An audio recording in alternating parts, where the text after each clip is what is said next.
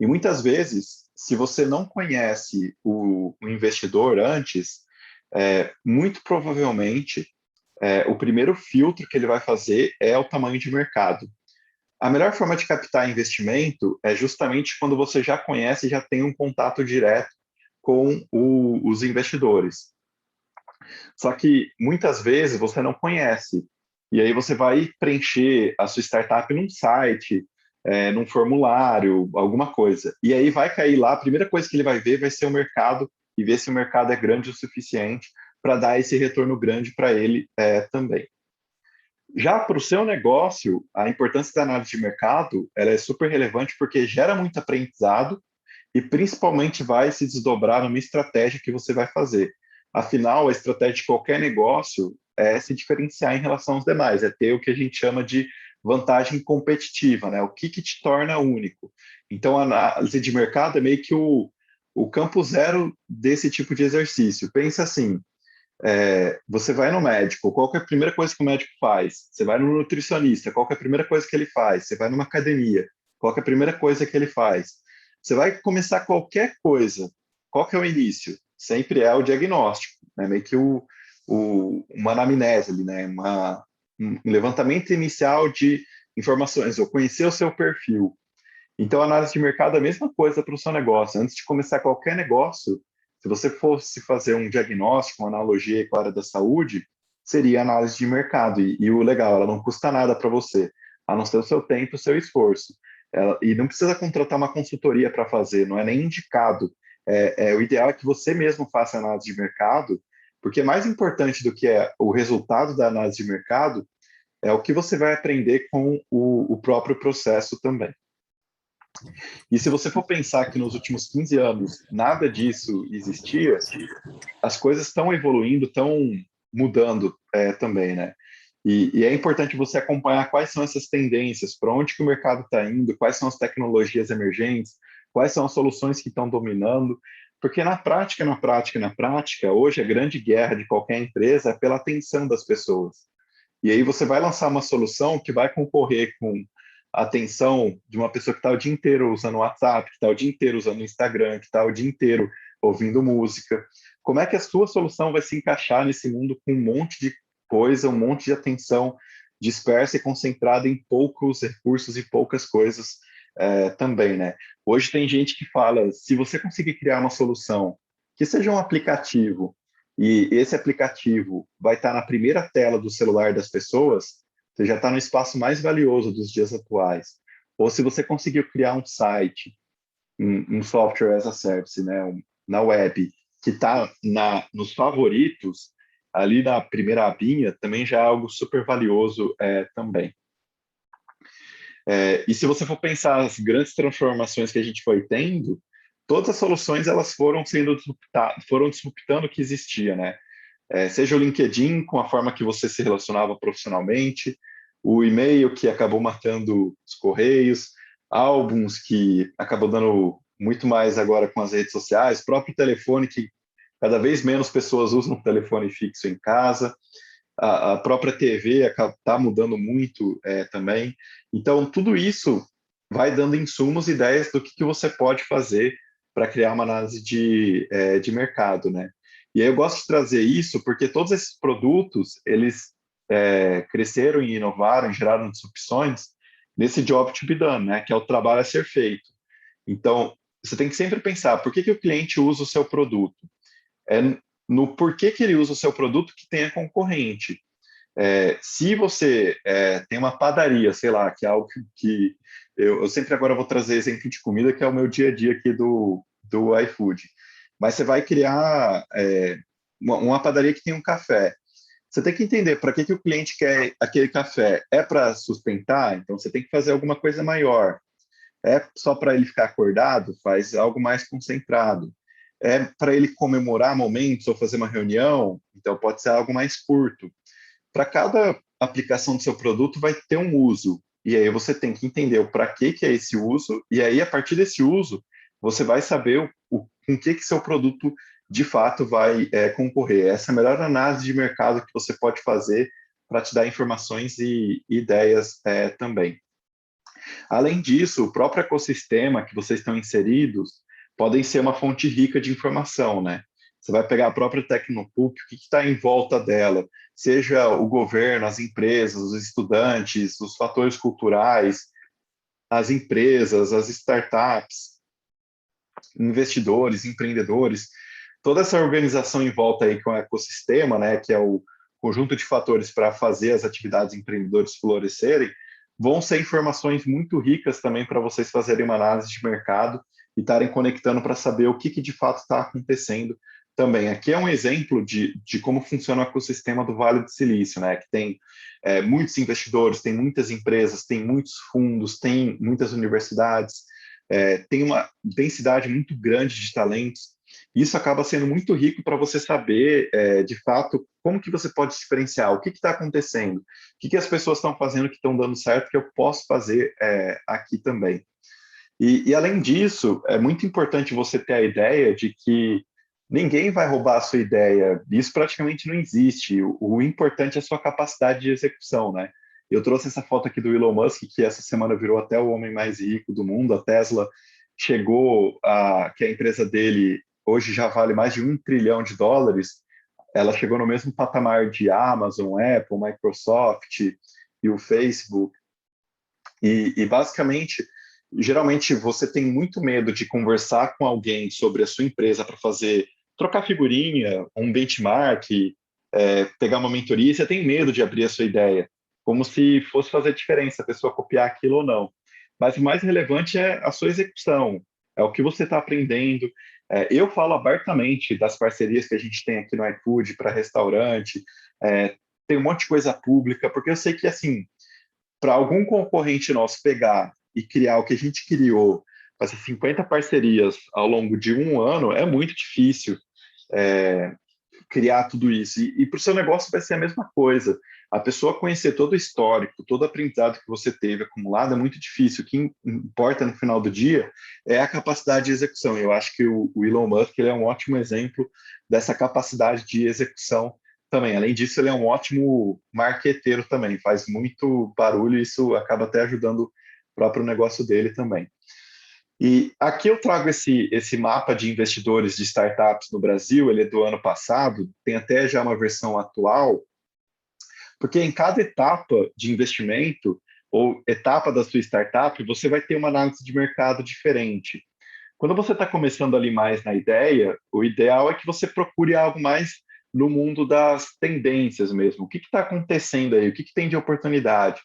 Quando você já avança para uma etapa mais de anjo, aqui nesse momento ele vai querer saber, pelo menos, com o que você concorre indiretamente.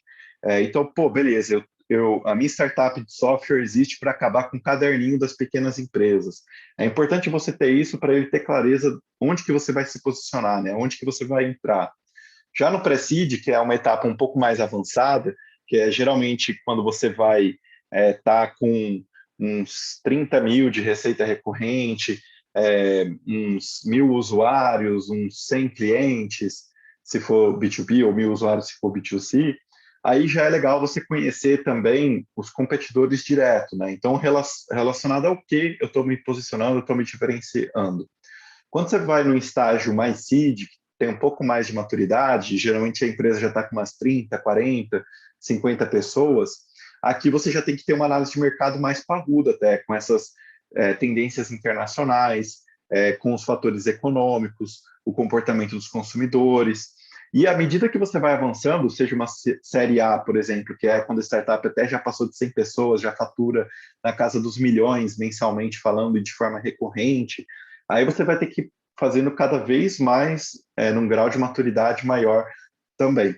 Em cada estágio, você vai fazendo aquilo que o mercado pede, né? E até o que os investidores querem olhar também. Então, você não precisa fazer uma puta análise desde o começo. É algo que você começa fazendo e, na verdade, vai ser um exercício contínuo para você aprender e desdobrar isso em estratégias aí para o seu dia a dia também na empresa. Então, agora eu vou trazer algumas referências e metodologias que podem ajudar vocês a fazerem essas análises de mercado. Então, a mais comum que existe hoje no mundo aí é a estratégia do Oceano Azul. É que você vê o que está saturado hoje no mercado que você está, o que tem de atributos importantes para os meus consumidores que eu posso pegar de outros mercados e aplicar aqui no meu. E aí você cria o Oceano Azul. O exemplo mais tradicional e usado, esse até clichê, é o Cirque du Soleil, né? Que pegou vários elementos de outros mercados, tirou os animais do circo, trouxe toda uma produção artística e fez o negócio explodir também. Então, esse é um exemplo super comum, é uma atividade muito bacana pensar e estudar sobre a estratégia do Oceano Azul, que ela vai te permitir isso, transformar o mercado saturado em um mercado novo, né? Uma nova oportunidade, uma categoria nova de serviço. Além disso, tem esse livro aqui que chama Play to Win, ou Jogando para Vencer, que ele traz 5 perguntas que você tem que responder quando você vai criar um plano, que é muito bacana, né? Onde que a gente quer chegar, onde que a gente vai jogar, como que a gente vai vencer aquele jogo, quais são as capacidades que a gente precisa e os processos existentes também. Eu gosto de trazer essa referência porque ela ajuda muito você a fazer uma análise de mercado.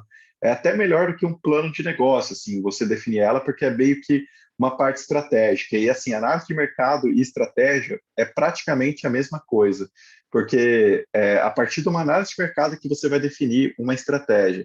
E aí, quem tiver interesse, quiser aprofundar mais sobre essa parte, ler esse livro, pode ajudar muito a criar essa estratégia melhor aí para a empresa também. Além disso, tem uma forma super comum, que tem até um curso grátis, depois eu vou mandar essa apresentação para o pessoal compartilhar com vocês, que é a definição do tamanho de mercado, né? A forma mais comum de você definir o tamanho de mercado é o Tan-Samson, né? E aí você tem 2 formas. Você meio que faz uma estratégia fatiada. O TAM, que é o Total Available Market, é o mercado total. Você pode definir esse valor de mercado total pegando um estudo de mercado externo, tipo do Sebrae, de uma federação de indústria, de um órgão de classe, de uma universidade, e fala que aquele mercado movimenta tanto. E aí você pegou esse valor geral e você foi desdobrando. Aí você faz a estratégia que o pessoal chama de top-down. Então, beleza, o mercado de educação no mundo vale 5 trilhões de dólares. Como a gente está no Brasil, o nosso SAM, que é o Serviceable Available Marketing, que é o mercado que está disponível dentro de educação, ele é tipo 1 trilhão de reais.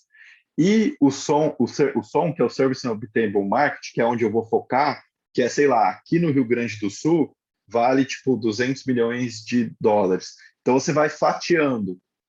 E você sempre faz a fatia com quais critérios? O TAM geralmente é o geral, é o número global. O SAM é quem está disponível a contratar. E o SOM é por onde você vai começar. Então, um outro exemplo para facilitar. O mercado total de computadores pode valer tipo 10 trilhões de reais, de dólares.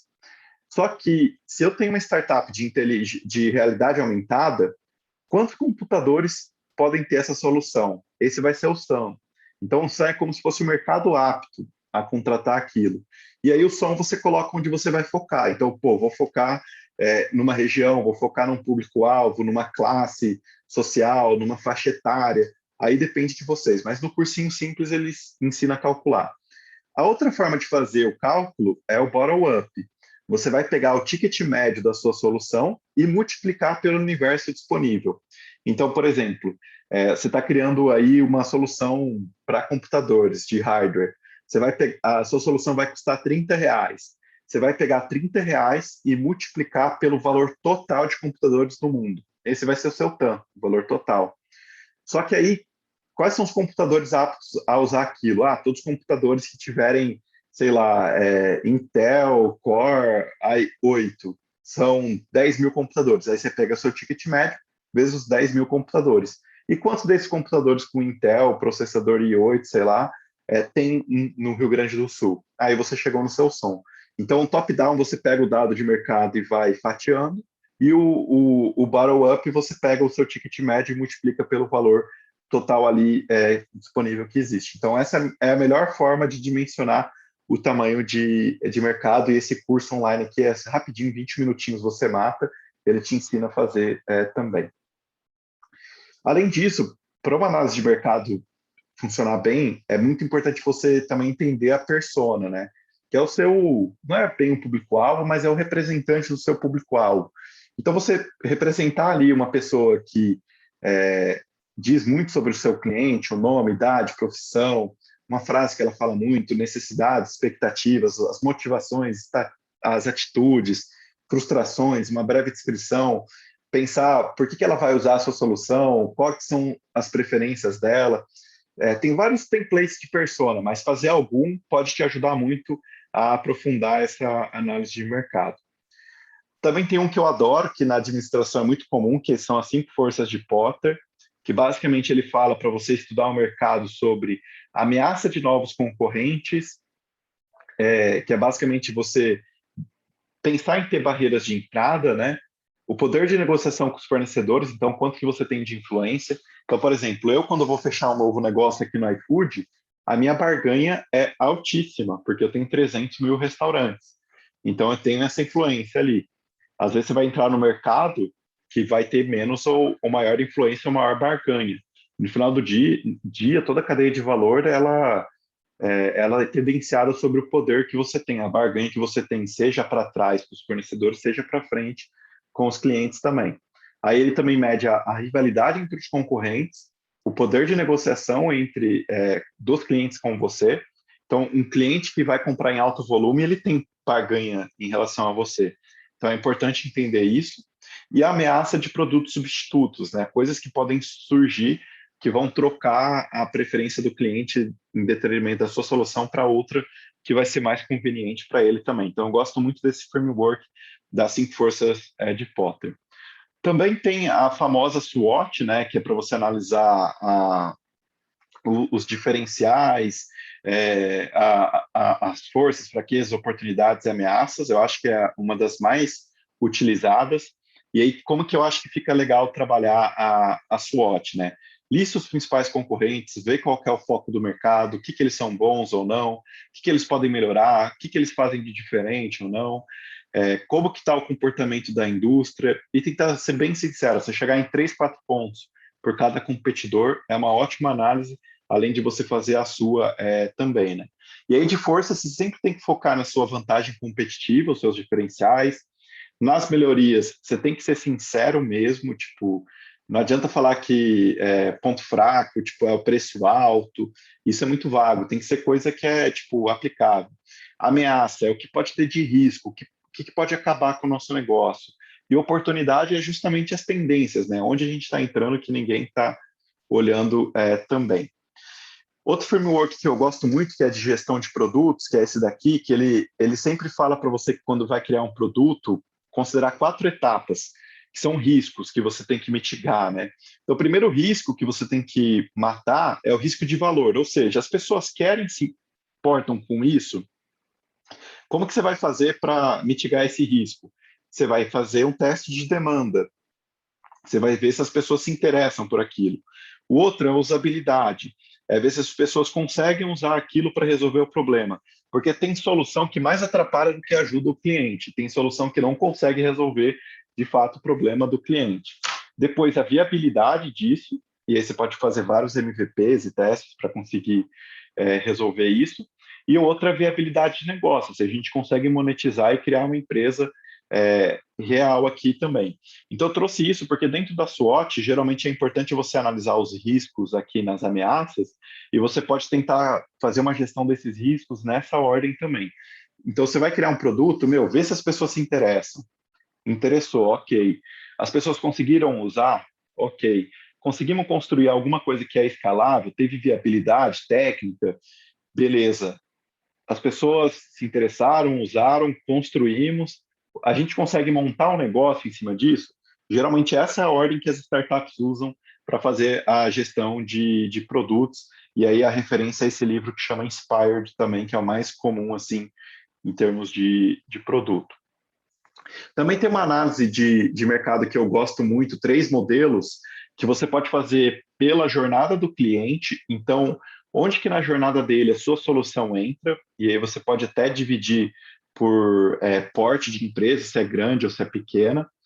Você pode também fazer por uma matriz, onde você coloca tipo os atributos e compara lá os players.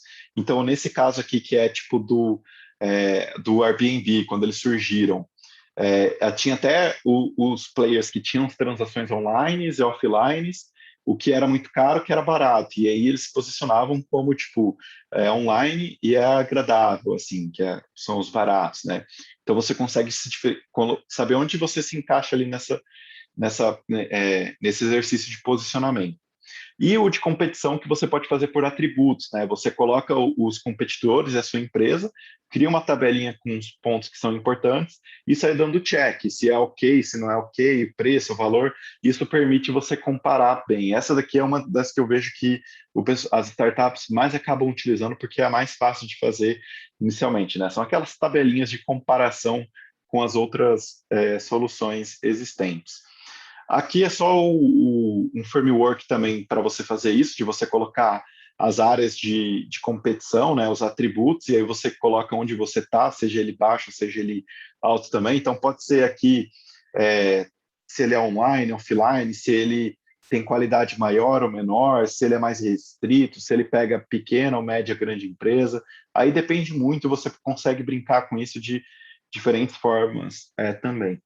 Você também pode fazer a cadeia de valor, que é basicamente você pensar no fornecedor, na empresa, no canal e no comprador, e aí fica super fácil entender isso no agronegócio, né? Que geralmente tem antes, dentro e depois da porteira, mas você basicamente faz todo o processo lá de mapear o que tem de input, a produção, o processamento, a distribuição, a venda e o consumo, e você pode fazer isso para qualquer setor e qualquer área, não necessariamente com esse antes, dentro e depois da porteira, mas você pode fazer a cadeia de valor de qualquer negócio e fica muito rico essa análise para você entender onde tem oportunidade, onde que você entra, onde que tem gap, onde que a gente pode explorar também. E geralmente você tem vários critérios que você pode olhar. Aqui eu trouxe um modelinho básico de plano de negócio para startup, que nada mais é do que uma estrutura de pitch deck, que você também pode estar usando na sua análise de mercado para definir bem propósito, problema, solução, por que agora é importante, o tamanho de mercado que a gente falou, os competidores, o produto, o modelo de negócio, o time e a parte financeira também. Tudo isso daqui vai enriquecer bastante a sua análise de mercado para você fazer esse exercício inicial para o negócio. Então, chegando aqui em algumas recomendações finais, né? Um passo a passo prático para você fazer análise de mercado. Primeiro de tudo, encontra a categoria do mercado da sua startup. Então, é de RH, HR Techs, é de jurídico, Law Techs, financeiro, Fintechs, agronegócio, Agritechs, e por aí vai. Por que é importante? Você pesquisando por isso já facilita muito. Aí você vai procurar reports, estudos do setor em nível global para essas tendências e a nível local para insights. Geralmente vai ter relatório externo ou interno sobre isso também, que você vai poder procurar para ajudar. E aí você vai definir uma metodologia de análise, cadeia de valor, jornada de consumidor, job to be done, qualquer outra, SWOT, etc. Você vai entrar nas bases de startups, pegar todas as startups desse seu mercado e vai fazer isso numa planilha e colocar todas ali. Você vai passar o dia inteiro fazendo isso, mas vai ser muito enriquecedor, você vai aprender pra caramba, vai ser praticamente uma janela para o futuro você ficar abrindo o site de startup dia após dia e fazendo essa análise também. Aí você agrupa os aprendizados e você já tem um panorama. Tá, mas beleza, onde que eu vou achar as startups? Globalmente, as melhores bases são o PitchBook, o Crunchbase e o CB Insights. E a nível nacional, você tem o Startup Base, o Sling Hub, o Distrito Data Miner ou Inside Venture Capital e a Liga Insights ou da Liga Ventures. Então, essas são as principais bases que você pode ir atrás para procurar informações sobre competidores, startups e fazer esse passo a passo aqui também. Eu também gosto muito de newsletter. Essas daqui são as minhas newsletters favoritas para ficar sabendo o que está acontecendo no mercado de startups. Algumas globais, algumas nacionais, mas aí depois vocês podem olhar e acessar, porque com o tempo vocês conseguem ter essa capacidade de ver o que está acontecendo, o que existe e tudo mais. E aqui tem algumas tarefas práticas. Primeiro, tipo, uma que eu chamo de stalker, que é lista 3 startups grandes do seu setor, segmento, competidor indireto ou direto ou indireto. Acha os fundadores no LinkedIn, é super fácil, digita o nome da empresa no LinkedIn, vai em funcionários, você vai achar o CEO lá descarado e tal, pesquisa o nome desse CEO em YouTube, em podcast, em outras plataformas e no Google, acha palestras dele e escuta. Você vai ver o tanto de informação rica que ele vai revelar sobre o mercado de vocês. E o outro que é mapeando, que é tipo, estuda os relatórios do setor, pega as startups das bases públicas, coloca numa planilha, seleciona 10 que chamou a atenção, vai no Google Alerts, digita aí Google Alerts, aí você coloca o nome dessas 10 startups que você mais se interessou, e todo dia você vai receber as principais notícias relacionadas àquelas startups. Isso vai te dar muita informação se ela recebeu investimento, se ela fez uma parceria, se ela fez estratégia XPTO e por aí vai também. Aqui tem outros assuntos para vocês aprofundarem mais sobre esse tema também. E basicamente é isso, pessoal. Agora eu acho que a gente pode abrir para perguntas. Também aqui tem as minhas redes, fiquem super à vontade para me seguir, se conectar lá no LinkedIn. Tem um canal no YouTube também que eu tenho alguns vídeos. Instagram também, se quiser trocar uma ideia, seguir, só dar um toque que a gente vai conversando. E acho que agora a ideia é a gente abrir um papo, a gente tem até às 18 aí como um tempo disponível para estar conversando também. Certo, muito obrigada, Andrei. Até o Lucas comentou aqui sobre o material, depois o Andrei vai disponibilizar e a gente encaminha para vocês, certo? Outra questão também, acho que foi bem válida ali as dicas e as orientações que o Andrei passou. Então, no próximo hands-on, que é amanhã, a gente vai trabalhar sobre análise de mercado. Então, é importante vocês reverem este conteúdo. Então, se o Andrei conseguir mandar ainda hoje ou amanhã, no início da manhã, que daí a gente já encaminha para o pessoal, porque eles vão precisar realizar algumas pesquisas para a próxima atividade. Pessoal, alguma pergunta? Vamos aproveitar aqui. Oi, Karine, amanhã a gente vai ter o hands-on de análise de mercado. A gente vai falar sobre isso. Eu tinha visto que alguém tinha levantado a mão, mas logo baixou. Não sei se o pessoal tem alguma pergunta. Vamos aproveitar, pessoal.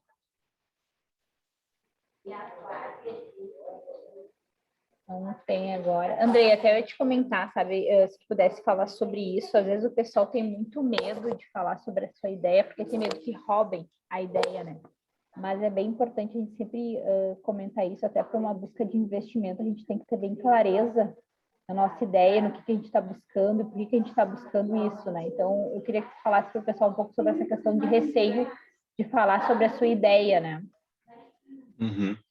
Praticamente nulo, assim, quase não acontece. E, sinceramente, quando se rouba uma ideia de uma pessoa, na prática, nenhum plano acontece como é idealizado. Então, vai acabar sendo mudado. O que eu já vi de case ruim é, por exemplo, uma grande empresa chamou uma startup para ser incubada lá dentro, e aí a startup ficou 6 meses lá dentro e depois a empresa lançou uma ferramenta igual a da startup. Isso eu já vi, aconteceu, mas ainda assim é uma minoria, porque hoje está tão em alta essa questão de inovação aberta, os programas de startup, as informações, que o pessoal tem se atentado mais.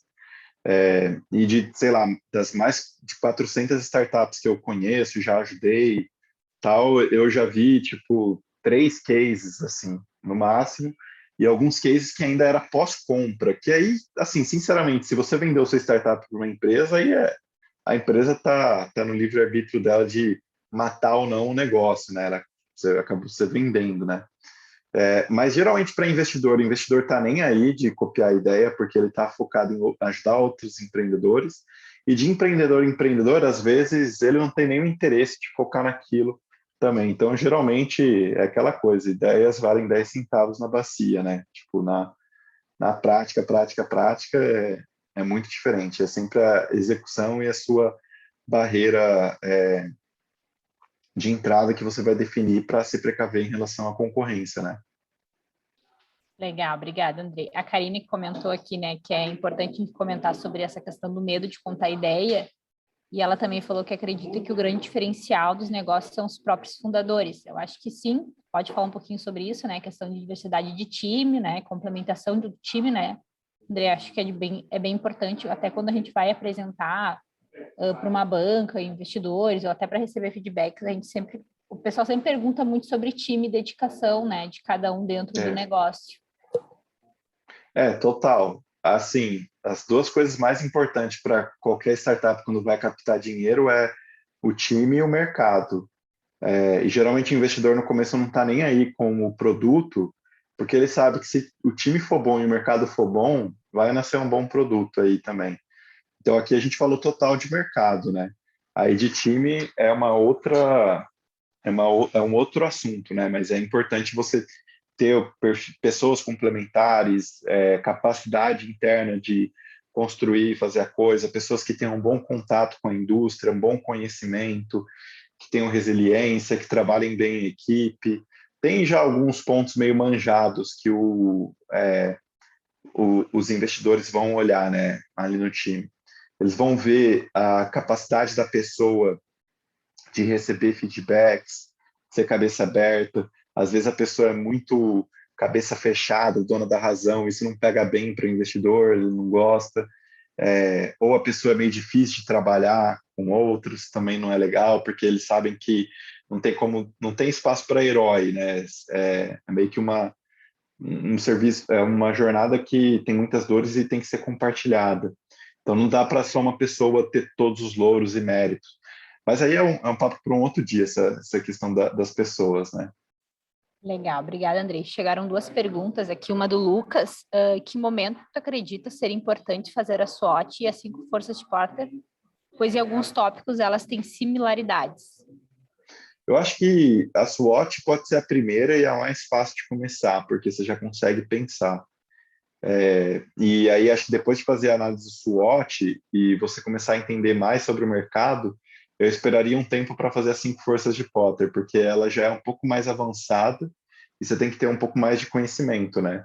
Então, depois de você seguir as empresas concorrentes, estudar sobre elas, ouvir palestras dos fundadores delas, ter um tempo de entender como é que é a dinâmica daquele mercado, ler e estudar sobre as coisas, eu faria ela uns 3 meses depois de ter feito uma primeira SWOT, assim, porque é o tempo para você abstrair e conseguir digerir tudo, né?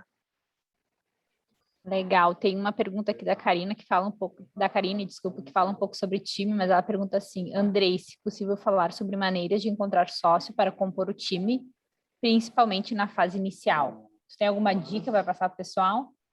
Boa. Olha, eu acho que a melhor forma de você encontrar o sócio, o cenário ideal, é alguém que você já conheça. Então, você tentar listar todas as pessoas que você já estudou, trabalhou, conhece, e ver aquelas pessoas que você gostou de trabalhar em conjunto, de interagir, que você compartilhava a mesma visão, valores, ideais, etc. É um caminho, você pode pensar. Se não, você pode ir amigos de amigos. Você sai perguntando para todos os seus contatos que você está abrindo uma empresa e que você está procurando um sócio assim, porque nessas indicações de amigos, amigo da família, não sei o que e tal, pode surgir alguém bacana ali inicialmente. Além disso, eu sempre recomendo assim, estar participando de eventos, workshops, cursos, imersões. O fato de vocês estarem aqui num programa como esse pode ajudar vocês a encontrarem outros sócios também. Basicamente, você tem que ativar sua rede de contatos, né? Tem que estar aí, tipo, em algum meio presencial, alguma coisa. Estar próximo de uma universidade definitivamente ajuda. Eu não boto muita fé em plataforma que vai fazer você encontrar online e tal. Eu acho que é difícil dar certo, porque é uma sociedade, gente, é um casamento praticamente, assim. Então, acho que, pô, só o fato da pessoa estar no mesmo lugar que você já tem um certo interesse, alguma coisa em comum. Aí é fazer um namoro e testar, mas eu tentaria seguir essa ordenzinha, tipo, primeiro, conhecidos seu, segundo, amigos de amigos ou amigos de família e vai, e o terceiro, tá em locais que podem ter essas pessoas aí, tipo, universidades, cursos, eventos, workshops, etc. Legal, obrigada, Andrei. Pessoal, mais alguma pergunta? Oi, Andrei, tudo bom? Ah, Vinícius. Opa, fala Vinícius, beleza? Cara, no começo, startup é tudo teste, né? Então, a gente está num momento bem de teste mesmo, colocando tudo para rodar em alguns lugares. E minha dúvida sobre mercado é a seguinte. Tu mesmo comentou ali na nossa apresentação que quanto maior o mercado parece ser uma coisa positiva, né? Mas existem diferenças. A gente pode tentar pegar um produto onde a gente está principalmente no começo e testar em vários tipos de persona, vários tipos de tamanho de empresa ou segmento de empresa e tal, quando é um produto B2C, de B2B, por exemplo. E a gente pode chegar em determinadas conclusões que um mercado específico ele é mais rentável, ele tem um LTV maior um determinado tipo de cliente. E minha dúvida é, o quanto acho que é bom a gente ter um mercado mais aberto mas que não é, de forma geral, tão, como eu disse, tão lucrativo, ou é melhor realmente segmentar o máximo possível para dizer, tá, eu segmentei, esse meu mercado é melhor, esse meu mercado é menor, mas o meu produto é bem aplicável nele e eu consigo ter mais resultados do que se eu abrir para outras pessoas que, de repente, não têm um fit tão claro com o produto. Não sei se ficou clara a minha dúvida, mas Tá, a minha dúvida não, é sobre a entendi. efetividade do mercado com a grandeza dele, sabe? Não, Então, legal. quando a gente testa, isso é uma coisa que pega, assim, a gente tem essa dúvida se a gente, o quanto a gente segmenta e fecha ele por um produto ser mais aplicável ou quando a gente deixa mais aberto para o mercado ser maior, mesmo que o produto não, para alguns tipos de clientes não seja tão fácil vender ou não seja tão lucrativo vender. Boa, show de bola, Vinícius.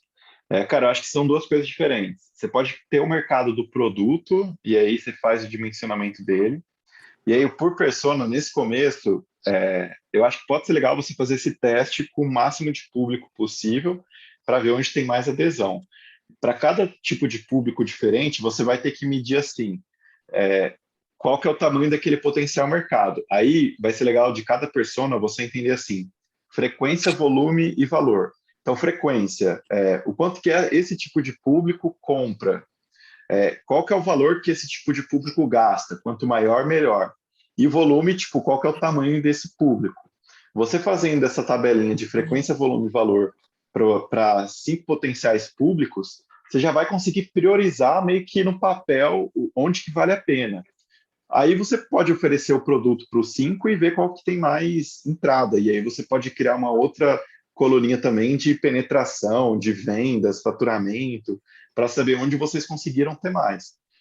Depois de você divergir, aí, meu, escolhe um e foca. Aí eu acho bem ruim, tipo, você ficar em 5 segmentos ou personas ou mercados diferentes ao mesmo tempo, porque você desperdiça muito recurso, energia e perde velocidade. E no final do dia, toda a competição que existe é sobre velocidade, não é sobre o maior, melhor e etc. É a velocidade das coisas. A grande vantagem de você focar num mercado é você ganhar velocidade nele, você ter muito aprendizado, conseguir fechar ele. Aí você fechou o mercado, você vai para um adjacente. Então, o iFood, ele dominou o restaurante. Aí ele foi para mercados. É adjacente, querendo ou não, tem uma certa similaridade em delivery de comida para delivery de varejo ali, supermercadista, né? E assim você vai indo, mas assim, o iFood não saiu de alimentação para entregar qualquer coisa, foi para o mercado. A melhor expansão que existe é adjacente. Você pegou coisas que são similares, mas complementares e ainda assim diferentes, sabe? Entendi, perfeito, valeu. Pessoal, mais uma pergunta para a gente Boa. fechar? É bom que assim sobra um tempinho para tomar uma água e ir no banheiro antes da próxima, aqui às 6. Tranquilo, acho que o pessoal já fechou aqui. Andrei, muito obrigada por participar. Depois, se puder encaminhar a apresentação, o pessoal já está pedindo aqui, agradecendo Boa. Eu bastante. acho que eu até coloquei aqui no chat, hein, ó, Acho que a Jéssica. Nath me mandou aqui. Ah, tá, perfeito, tá aqui. Depois a gente coloca lá na nossa pasta compartilhada. Então, Andrei, muito obrigada, pessoal. A gente fica aqui à disposição. Valeu, galera. Abração aí. Sucesso para vocês. Até mais. Tchau, tchau. Obrigada. Obrigado. Tchau, pessoal. Tchau.